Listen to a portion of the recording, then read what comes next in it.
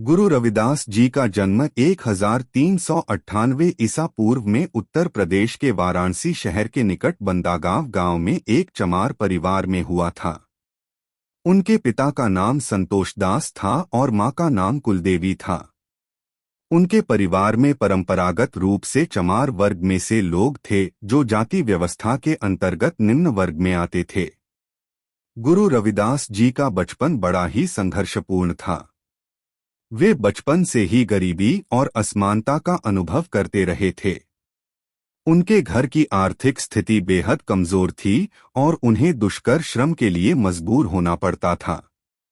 अपने बचपन में वे गोबर और कचरे इकट्ठा करने में लगे रहते थे। गुरु रविदास जी के परिवार का धर्म श्रीमद् भागवत था। उन्होंने बचपन से ही इस धर्म के उद्धार के लिए जीवन का समर्पण किया था।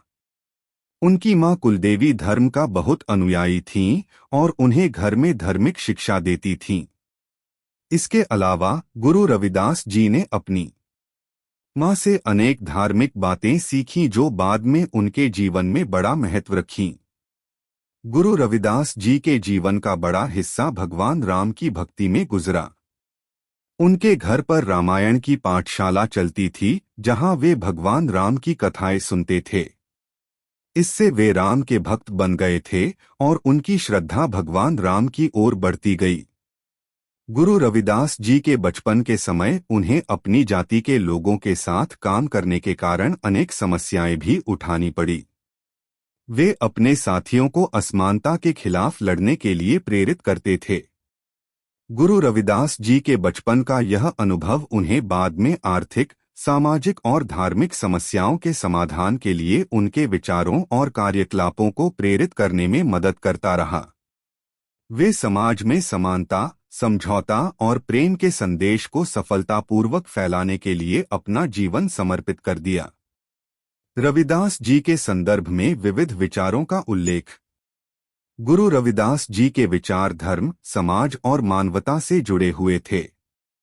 उन्होंने समाज में असमानता, भेदभाव, उत्पीड़न, उच्छृंखलता और अन्याय के खिलाफ लड़ाई लड़ी थी।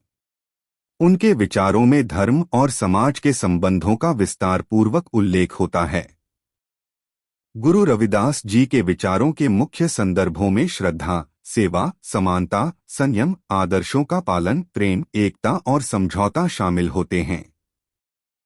वे सभी लोगों के साथ एक जैसे बराबर होने की मांग करते थे।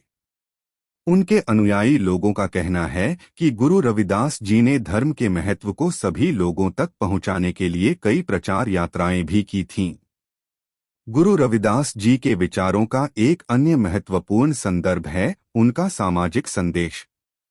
वे अपने समय के विभिन्न सामाजिक विषयों पर विचार करते थे, जैसे कि जाति भेदभाव, समानता, स्वतंत्रता और सामाजिक न्याय। वे सभी मनुष्यों को समान अधिकारों का हकदार मानते थे और इसके लिए उन्होंने समाज में सुधार के लिए लड़ाई लड़ी थी। उन्होंने जाति विशेषज्ञों और ब्राह्मणों के साथ जो भेदभाव करते थे, उनसे विरोध किया था। वे सभी लोगों के लिए एक ही ईश्वर के द्वारा बनाए गए थे और उनकी सेवा करना धर्म का एक आदर्श माना जाता था। गुरु रविदास जी ने भी जाति प्रथा के खिलाफ अपना आवाज उठाया था। उन्होंने बताया था कि जाति एक अशुद्ध वस्तु नहीं है और सभी मनुष्य एक ही ईश्वर के समान होते हैं। इस तरह से वे समाज में एकता और समानता को प्रचार करते थे। गुरु रविदास जी ने अपने विचारों के माध्यम से समाज को अधिक जागरूक बनाने का काम किया था।